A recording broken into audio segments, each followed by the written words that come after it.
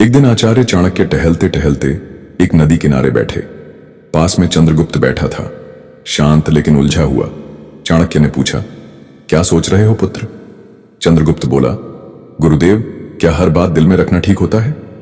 कभी कभी लगता है अगर सब कुछ कह दूं तो हल्का हो जाऊंगा।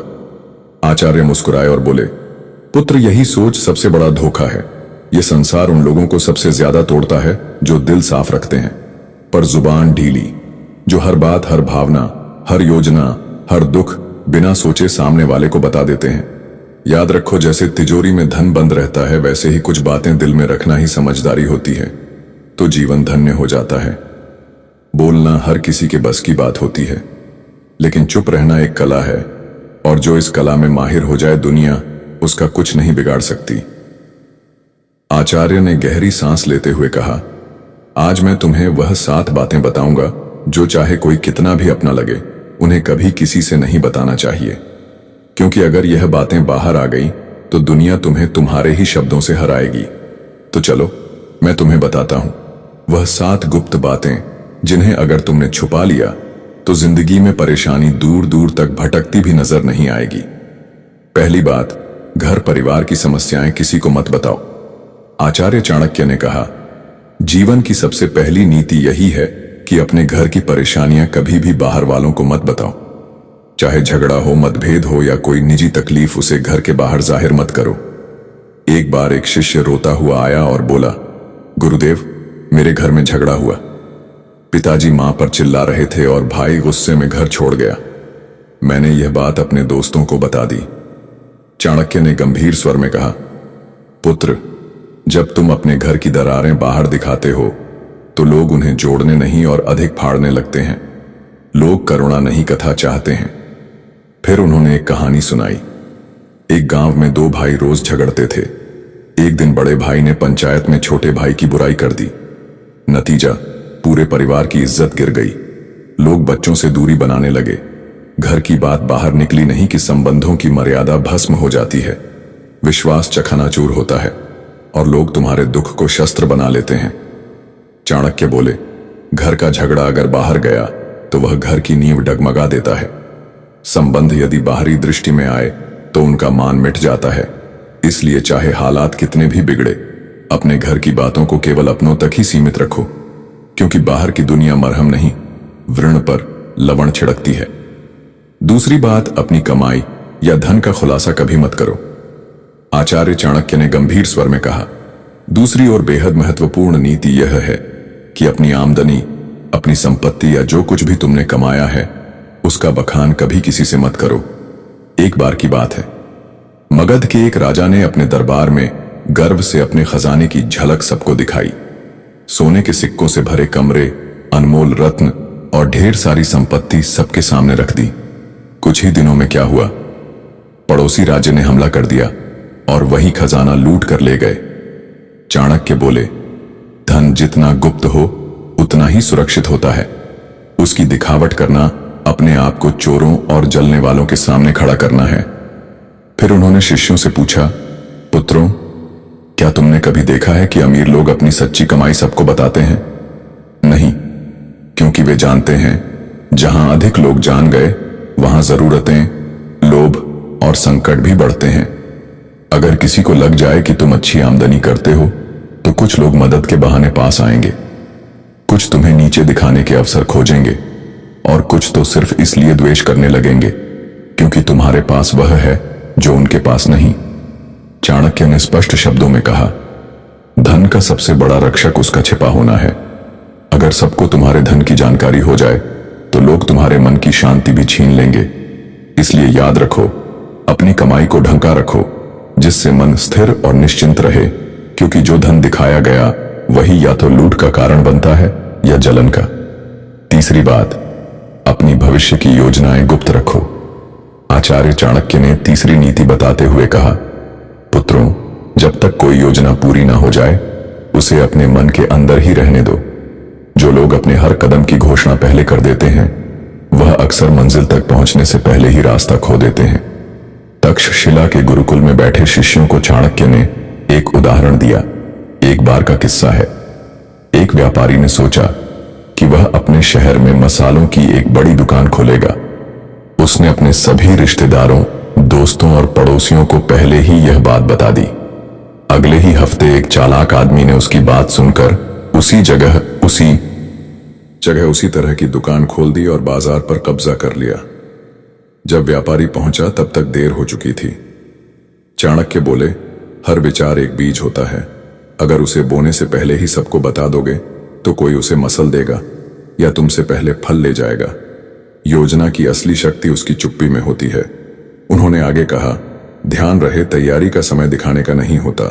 काम पूरा होने के बाद ही बोलना चाहिए। जब तक सफर चल रहा हो तब तक चुप रहो। तुम्हारा इरादा, दिशा और अगला कदम, यह सब तुम्हारे अपने होते हैं। इन्हें सबके सामने लाकर तुम बेवजह का बोझ और आलोचना अपने सिर ले लेते हो। आज की दुनिया में भी यही नीति लागू होती है। कोई नया काम शुरू करना है, कोई योजना मन में है, व्यापार शुरू करना है या नौकरी बदलनी है, तब तक किसी से मत कहो जब तक वह काम पूरा ना हो जाए, क्योंकि यह दुनिया ना तो योजना की रक्षा करेगी, ना ही असफलता की जिम्मेदारी उठाएगी। चौथी बात, अपनी कमजोरियां किसी को मत बताओ। आचार्य चाणक्य ने गंभीर स्वर में कहा, पुत्रों, जिस दिन तुमने अपनी कमजोरी किसी और को बताई, उसी दिन तुमने हार की पहली सीढ़ी चढ़ ली। तक्षशिला के गुरुकुल में एक दिन एक शिष्य ने पूछा, गुरुदेव, अगर हम किसी अपने को अपनी पीड़ा, डर या कमजोरी बता दें तो क्या वह हमें समझेगा नहीं? चाणक्य मुस्कुराए और बोले, अपने अक्सर तब तक साथ होते हैं जब तक तुम्हारी ताकत उन्हें फायदा देती है, लेकिन जैसे ही तुम्हारी कमजोरी सामने आती है, वही लोग या तो दूर हो जाते हैं या पीठ पीछे वार करते हैं। उन्होंने एक कहानी सुनाई। एक योद्धा था जो तीरों से डरता था। उसने अपने सबसे करीबी साथी से कहा, अगर युद्ध में तीर चलने लगे तो मुझे पीछे कर देना, मुझे डर लगता है। कुछ समय बाद वही साथी शत्रु से जा मिला और युद्ध में सबसे पहले तीर उसी योद्धा की ओर चलवाए, क्योंकि उसे पता था कहां वार करना है, और वह योद्धा बिना लड़े धराशायी हो गया। चाणक्य बोले, कमजोरी तब तक ताकत है जब तक केवल तुम्हें पता हो। जिस दिन वह किसी और को पता चल गई, वह तुम्हारे विरुद्ध सबसे तेज अस्त्र बन जाती है। उन्होंने चंद्रगुप्त की ओर देखकर कहा, राजा वही होता है जो अपने डर को तलवार में छिपा ले और चेहरे की मुस्कान में अपने घावों को भी छुपा ले। तो याद रखो मेरे दोस्त, अपने डर, अपनी तकलीफें, पुराने घाव, इन्हें अपने भीतर रखो, क्योंकि दुनिया में बहुत से लोग मदद नहीं करते, हार का तमाशा देखने के लिए खड़े रहते हैं। पांचवी बात, अपने दान का बखान मत करो। आचार्य चाणक्य मुस्कुराए और बोले, पुत्रों, जो दान जुबान से बोला जाए वो पुण्य नहीं, अहंकार का प्रदर्शन होता है। गुरुकुल में बैठे शिष्यों ने प्रश्न किया, गुरुदेव, अगर हमने किसी गरीब की मदद की, किसी भूखे को भोजन दिया या किसी छात्र को शिक्षा के लिए सहायता दी, तो क्या यह बताना गलत है? चाणक्य ने शांत स्वर में कहा, जब तुम दान करते हो और फिर उसी का प्रचार करते हो तो वह मदद नहीं रह जाती, वह तुम्हारे घमंड को बढ़ाने का तरीका बन जाती है। उन्होंने चंद्रगुप्त को संबोधित करते हुए कहा, एक बार एक राजा ने दरबार में घोषणा की, मैंने इस वर्ष 100 गाय ब्राह्मणों को दान दी है। लोगों ने तालियां बजाई, पर उसी रात सपने में उसे एक वृद्ध ब्राह्मण मिला और बोला, राजन, आपने जो दिया वह पुण्य नहीं बना, क्योंकि आपने उसका बखान कर दिया। दान तभी फलदायक होता है जब वह छुपा हो। चाणक्य ने स्पष्ट शब्दों में कहा, दाएं हाथ से दिया गया दान अगर बाएं हाथ को भी पता चल जाए तो वह भी अधिक हो जाता है। फिर उन्होंने एक सूत्र बताया, दान वह दीपक है जो अंधेरे में जलता है। उसे कोई देखे या ना देखे, उसका उजाला एक दिन लौट कर आता है। इसलिए मेरे दोस्त, अगर तुमने सच में किसी की मदद की है तो उसे दुनिया को बताने की जरूरत नहीं है। जो सच्चे दिल से दिया गया है वह ऊपर तक पहुंचता है, बाकी सब बस दिखावे की बात है। छठी बात, अपमान और हार की कहानियां कभी मत सुनाओ। आचार्य चाणक्य ने शिष्यों की ओर देखते हुए गहरी बात कही, पुत्रों, जीवन में हर कोई कभी ना कभी हारता है, अपमान झेलता है, लेकिन उस हार को बार बार दोहराते रहना खुद अपने जख्मों को उधेड़ने जैसा है। उन्होंने चंद्रगुप्त की ओर देखा और बोले, एक योद्धा ने युद्ध में हार का सामना किया। उसने हर गांव में जाकर कहा, मैं हार गया, मुझे धोखा दिया गया, मेरे साथ अन्याय हुआ। कुछ लोगों ने सहानुभूति जताई, लेकिन अधिकतर ने उसे हंसी का विषय बना दिया। और जब वह फिर मैदान में उतरा तो सब पहले से ही उसकी हार देखने का इंतजार करने लगे। चाणक्य ने कहा, अगर तुमने कभी अपमान सहा है तो उसे अपनी ताकत में बदलो, सीख लो, पर उसे ढोल की तरह मत बजाओ। दुनिया चतुर है, वह तुम्हारे दुखों पर रोएगी नहीं बल्कि उन्हें याद रखेगी।